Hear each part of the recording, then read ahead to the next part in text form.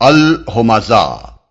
نام، پہلی آیت کے لفظ ہمزہ کو اس سورے کا نام قرار دیا گیا ہے۔ زمانہ نزول، اس کے مکی ہونے پر تمام مفسرین کا اتفاق ہے، اور اس کے مضمون اور انداز بیان پر غور کرنے سے محسوس ہوتا ہے کہ یہ بھی مکہ کے ابتدائی دور میں نازل ہونے والی سورتوں میں سے ہے۔ موضوع اور مضمون، اس میں چند ایسی اخلاقی برائیوں کی مذمت کی گئی ہے جو جاہلیت کے معاشرے میں زرپرست مالداروں کے اندر پائی جاتی تھیں، جنہیں ہر عرب جانتا تھا کہ یہ برائیاں فی الواقع اس کے معاشرے میں موجود ہیں اور جن کو سب ہی برا سمجھتے تھے۔ کسی کا بھی یہ خیال نہ تھا کہ یہ کوئی خوبیاں ہیں۔ اس گھناؤنے کردار کو پیش کرنے کے بعد یہ بتایا گیا ہے کہ آخرت میں ان لوگوں کا کیا انجام ہوگا جن کا یہ کردار ہے۔ یہ دونوں باتیں، یعنی ایک طرف یہ کردار اور دوسری طرف آخرت میں اس کا یہ انجام، ایسے انداز سے بیان کی گئی ہیں جس سے سامع کا ذہن خود بخود اس نتیجے پر پہنچ جائے کہ اس طرح کے کردار کا یہی انجام ہونا چاہیے۔ اور چونکہ دنیا میں ایسے کردار والوں کو کوئی سزا نہیں ملتی بلکہ وہ پھلتے پھولتے ہی نظر آتے ہیں، اس لیے آخرت کا برپا ہونا قطعی ناگزیر ہے۔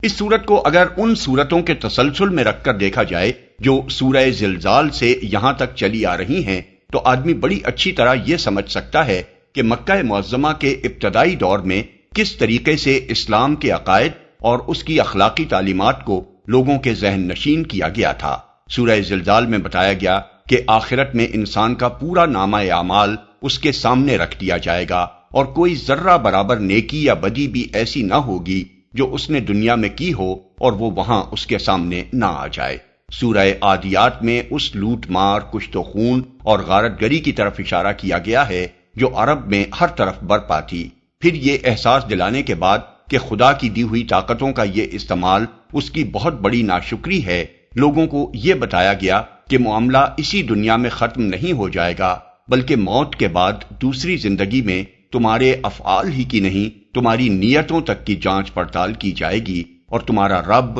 خوب جانتا ہے کہ کون آدمی کس سلوک کا مستحق ہے۔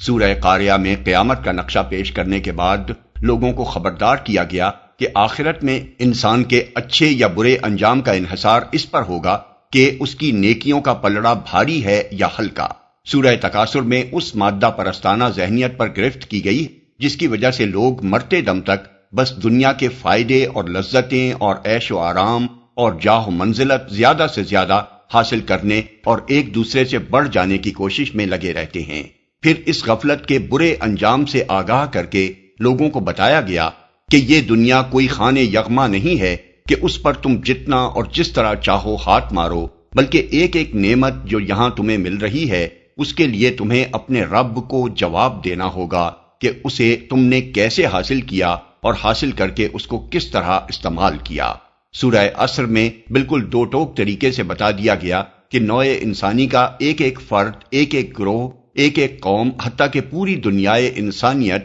خسارے میں ہے اگر اس کے افراد میں ایمان و عمل صالح نہ ہو اور اس کے معاشرے میں حق کی نصیحت اور صبر کی تلقین کا رواج عام نہ ہو۔ اس کے مان بعد سورہ ہمزہ آتی ہے جس میں جاہلیت کی سرداری کا ایک نمونہ پیش کر کے لوگوں کے سامنے گویا یہ سوال رکھ دیا گیا کہ یہ کردار آخر خسارے کا موجب کیوں نہ ہو۔